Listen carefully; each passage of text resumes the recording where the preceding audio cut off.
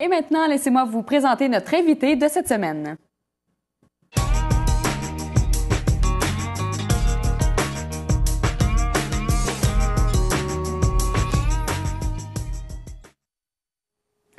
Donc, on entend beaucoup parler depuis les dernières semaines de la possibilité d'une grève étudiante au Cégep de la Gaspésie et des Îles par rapport à la décision du gouvernement Charest de faire une hausse des frais de scolarité de 1 625 $ sur 5 ans.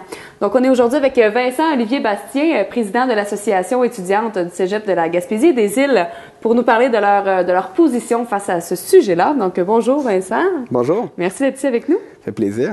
Donc, c'est ça, on entend parler de cette grève-là depuis vraiment longtemps. L'année dernière, on entendait aussi parler, donc on peut imaginer que le dossier n'a pas trop avancé.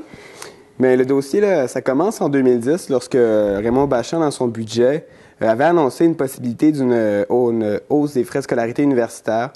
La hausse s'est confirmée dans le budget de 2011 avec des chiffres cette fois-ci, donc de 1 625 $, 325 $ cumulables sur 5 ans, donc 325, 650, 975, et sur 5 ans, donc de 2012 à 2017, une hausse qui vient s'ajouter là, à la hausse de 2007 à 2012 de 50 $ par session.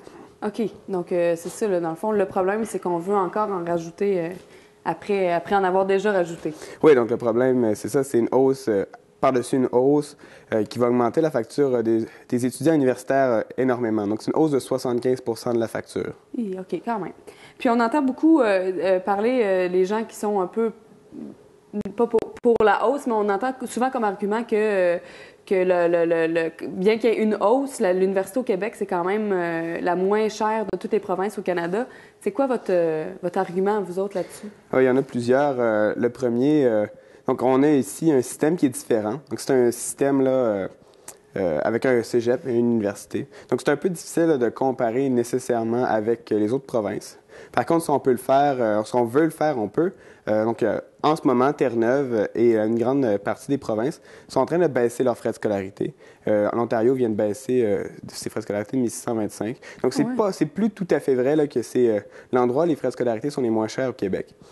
Mais si ici, les frais de scolarité sont les moins chers à l'université, c'est parce qu'on s'est doté là, d'un outil afin de développer le Québec. Donc, l'université, c'est de pouvoir permettre aux étudiants, permettre aux jeunes de bien se former, d'être des travailleurs avec des diplômes et de pouvoir développer le Québec de manière constructive. Et ça, à moindre coût pour les étudiants et à moindre coût pour la société, parce qu'à chaque fois qu'on investit $1 en éducation, bien, c'est 5 $ que ça rapporte à l'État, tant en taxes, en impôts, en recherche ou en développement. Donc, c'est vraiment un outil de développement, au même titre qu'on s'est doté d'Hydro-Québec il y a plusieurs années, afin d'avoir un meilleur Québec.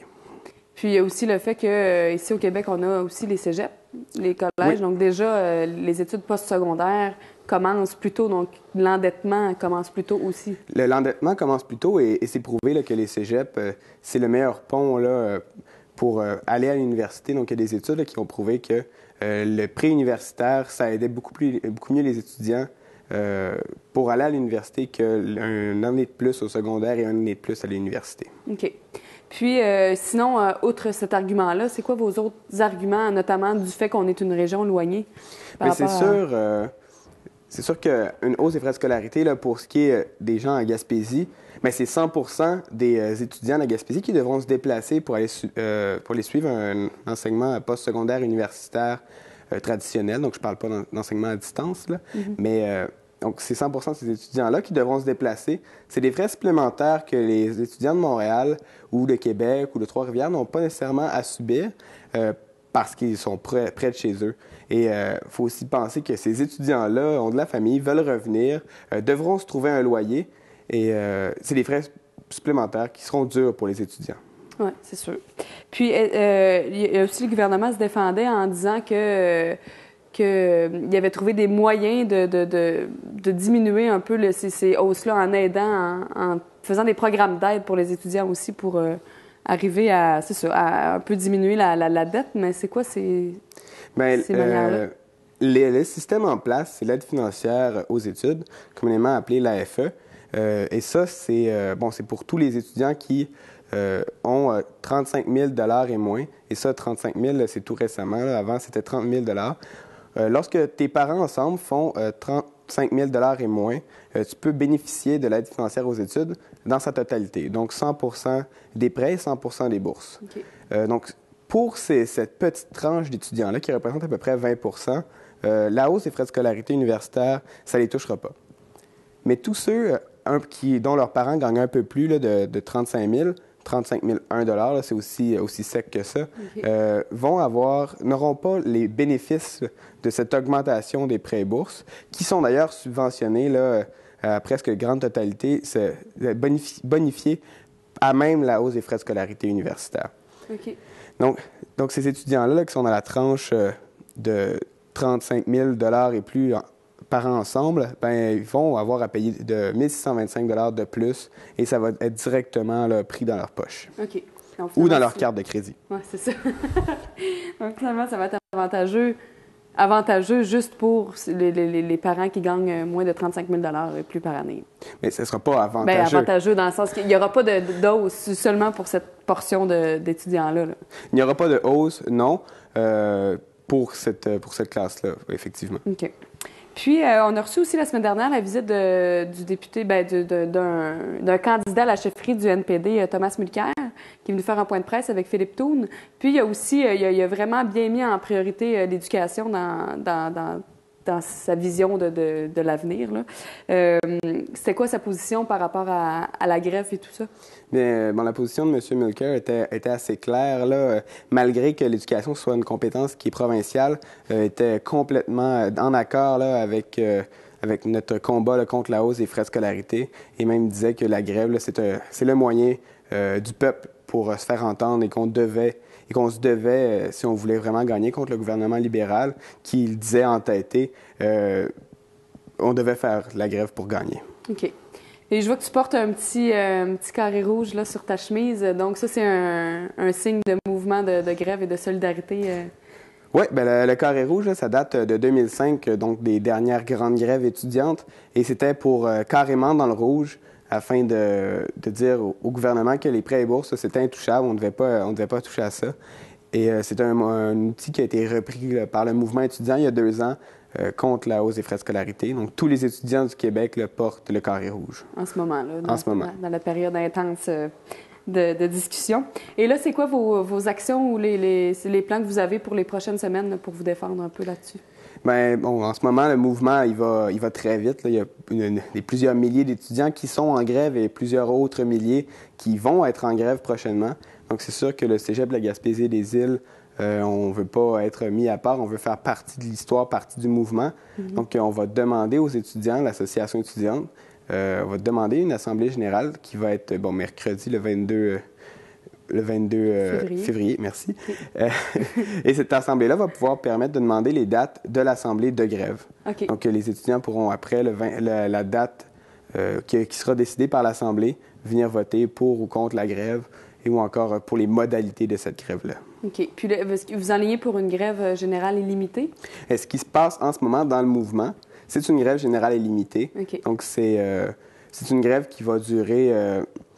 qui dure quelques jours, puis après ces quelques jours-là, tous les étudiants du même cégep se réunissent et refont un vote de grève pour savoir si on continue. Puis ça, c'est influencé par le mouvement étudiant, par les décisions du gouvernement et puis le momentum. Là. OK. Donc, c'est pas la grève illimitée, c'est pas nécessairement de partir en grève jusqu'à ce que le gouvernement prenne une décision. C'est vraiment juste pour... en fait, vous stipulez un certain nombre de jours, puis vous vous rencontrez régulièrement juste pour que...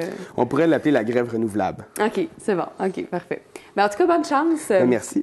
Continuez de travailler fort. Je termine avec un petit pamphlet qui circule au cégep en ce moment, je pense.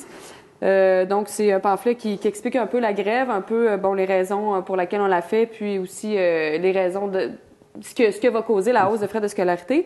Il y a aussi un site Internet, c'est 1625, donc 1625, le montant total de la hausse des frais. Ça ne passe pas.ca. Donc, tout en un mot, pas de CD et OC. Donc, pour les étudiants, vous pouvez faire le tour au cégep, prendre ça pour avoir un petit peu plus d'informations. Puis, ce qui est intéressant dans ce dépliant-là, c'est qu'il explique aussi les effets sur les étudiants de la grève. un peu pour démystifier là, ce que la grève fait. Donc, on ne peut pas perdre sa session et puis on ne peut pas non plus, on peut pas terminer plus loin que le 15 de juin et on ne peut pas avoir une session annulée. Oui, c'est ça. C'est important aussi parce que j'imagine, est-ce qu'il semble avoir une bonne réponse jusqu'à maintenant des étudiants pour la grève? Ou... Jusqu'à maintenant, je dirais qu'une très, très grande majorité des étudiants sont contre la hausse des frais de scolarité. Il reste maintenant à se positionner puis à informer les gens sur la grève comme dernier moyen, un moyen qui n'est pas plaisant, mais un moyen qu'on doit faire si on décide de s'orienter plus sur des valeurs sociales, sur des valeurs et sur des moyens qui vont aider notre génération, la génération future aussi, ou si on désire être plus individualiste là, et tourner autour de notre nombril. Oui, c'est ça. Mais merci beaucoup, Vincent Olivier. Merci. C'est intéressant d'avoir votre point de vue là-dessus. Donc, on suit le dossier de près pour la hausse des frais de scolarité. Et si vous voulez appuyer les étudiants, vous pouvez porter votre petit carré rouge. Merci beaucoup. Bonne chance encore une fois. Et maintenant, parlons culture.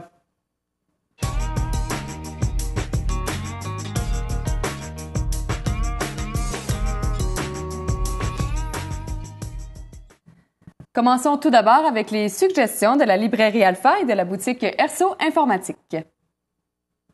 Cette semaine, à la librairie Alpha, c'est Linda Boudreau qui va nous présenter l'envers du décor du Capitaine Crochet. Bonjour, alors Linda de la librairie et je vais vous parler aujourd'hui des terribles aventures du futur Capitaine Crochet. Donc, on connaît Peter Pan de Monsieur Sir J.M. Barrie. Et là, nous allons avoir le privilège de découvrir qui était Crochet avant d'être Crochet. Un livre de J.V. Hart aux éditions Flammarion. Et si James, c'est lui, si c'était lui qui avait inventé le pays de nulle part, si c'était lui qui l'avait imaginé, parce que fils de bâtard, donc fils illégitime, il a eu à se créer un monde et à travailler fort afin de s'y rendre pour devenir ce qu'il est devenu. Un homme qui... le capitaine, on sait qu'est-ce qu'il est devenu. Mais le jeune homme, un homme d'honneur, un homme qui... la classe, pour lui, c'est important. Tout était dans la manière. Un garçon avec un regard qui pouvait être tendre, mais qui, lorsqu'il se faisait rabrouer, devenait rouge de colère. Non, pas de colère, ni de vengeance, mais plutôt, comment dire, il voulait la justice. Un jeune homme qui va à l'école et qui découvre en l'enjoué un jeune qui est tout à fait bonasse, un ami qu'il ne croyait pas avoir, un match, mais un match d'un espèce de sport qui se passe en deux murs très étroits, tout à fait étonnant et où il devient gagnant et il amène avec lui sa gang de jeunes qui débutent à cette école. Aussi une princesse, pourquoi pas une princesse et l'amour? Oui, il tombe amoureux. Et même si la reine d'Angleterre ne veut pas que la princesse ait de contact avec le bâtard, eh bien le bâtard va apprendre à apprécier l'eau et il va apprendre à aller se faufiler dans une île pour pouvoir réussir à voir la princesse. Il va enlever la princesse, il va enlever un bateau. Oh oui, avant de devenir le capitaine Crochet, c'est 1001 aventures qu'il a vécues. Je vous invite à le lire, à le découvrir. C'est vraiment extraordinaire. Comme Peter Pan est extraordinaire et le pays de nulle part est un endroit rêvé où on a tous rêvé d'aller et où James, le premier, l'a rêvé, l'a encore rêvé. Bonne lecture. Alors, on se retrouve encore une fois cette semaine à la boutique Erso Informatique, mais chez Erso Disquaire avec Jonathan qui va nous faire ses suggestions cette semaine. Alors, Cette semaine, je vous propose 3 indispensables pour votre bibliothèque musicale. Tout d'abord, Leonard Cohen, qui nous offre un nouvel album. Cet album-là est vraiment smooth, c'est un jazz folk. Ça s'écoute très bien. Moi, je vais appeler ça de la musique de voiture. Hein. ouais. Ça va être bon pour profiter cet été. Est-ce que ce sont toutes des nouvelles chansons de... Effectivement, c'est un album qui est complètement nouveau. Il n'y a pas de reprise sur celui-là. Ah, intéressant. Sinon, par contre, il y a Johnny Hallyday qui nous offre, lui, un album de reprise, bien sûr, ses meilleures chansons après son apparition à Star Academy, le Johnny Hallyday Best of, qui va vraiment vous donner tous les classiques qu'on connaît de Johnny Hallyday. Et sinon, Jonas and the Massive Attraction, qui est venu nous donner un bon spectacle ici à la Petite Église à Gaspé, nous offre un nouvel album live avec tous les meilleurs succès, bien sûr, qui ont été, j'imagine, enregistrés à Montréal. Merci beaucoup, Jonathan. Donc, on vous invite à venir à la boutique Erso Disquaire pour venir voir ces CD-là et beaucoup d'autres encore. Donc, bonne écoute, tout le monde.